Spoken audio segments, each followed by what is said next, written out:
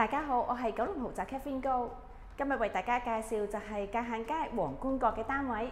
依家我哋一齊嚟望下，位於界限街以南嘅皇冠閣喺1983年落成，物業呢就係一梯一房嘅設計，一出 lift 呢就係屬於單位嘅私人電梯大堂。依家入到單位啦，實用面積係有1484尺。飯客廳就係呈 L 型嘅設計，有落地玻璃窗，採光度呢相當充足。飯客廳中間就有一張吧台嚟到做分間。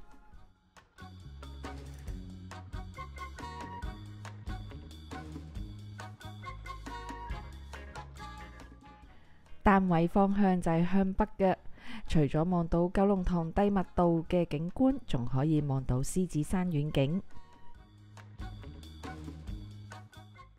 單位係屬於3房1套嘅間隔。首先呢，就係望下主人房，主人房同樣係望返九龍塘低密度嘅遠景。主人房面積相當實用，靠牆位置可以做到一大排嘅儲物櫃。呢一個凹位呢，可以做梳妝台。主人房浴室呢，四正實用，沖涼嘅位置呢，依家係改咗做旗杆。隔籬嗰間客房預留咗個衣櫃凹位俾你擺放大型衣櫃。走廊位仲有一個凹位，可以做一個儲物嘅空間。呢一間客房做咗地台，增加立體感。客廁係採用浴缸嘅設計。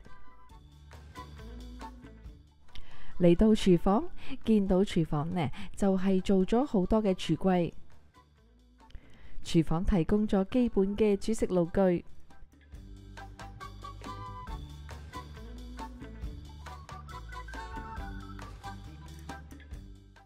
廚房再行入去呢，就係屬於單位嘅工作間同埋工人房。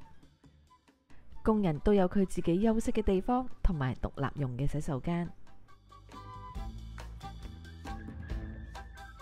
今日就睇到呢一度啦，多謝晒大家睇我嘅影片。中意嘅話就記得讚好、分享同訂閱我頻道。下條片見，拜拜。